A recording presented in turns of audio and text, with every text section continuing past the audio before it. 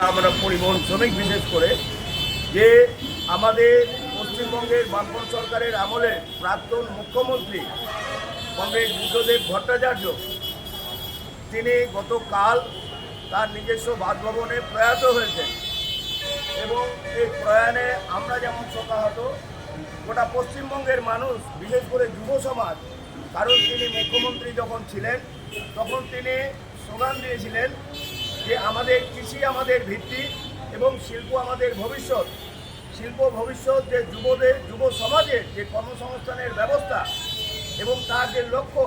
সেই লক্ষ্য নিয়ে কিন্তু তিনি মন্ত্রিসভা পরিচালনা করছিলেন। কিন্তু দুঃখের বিষয় যে তিনি সেই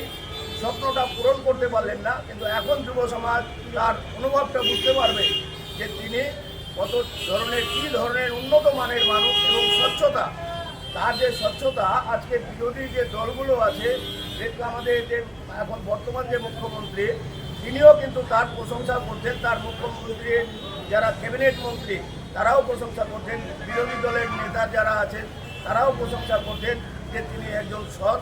এবং স্বচ্ছ মানুষ ছিলেন। তার যে সাদা ধুতি সাদা পাঞ্জাবিতে কোনোদিন দুর্নীতির একটা কালো ছিটার দাগও পড়েনি। ফলে সেই নেতাকে আমরা হারিয়ে আজকে আমাদের পশ্চিমবঙ্গের যে বাম আন্দোলনের বিশেষ করে কমিউনিস্ট পার্টি মার্ক্সবাদী যে আজকে আর একটা নক্ষত্র আমাদের নিভে গেল, এতে আমরা খুব মর্মাহত। তাকে শ্রদ্ধা নিবেদনের জন্যই আজকে আমরা মালদা জেলার রথবাড়ি টুরিস্ট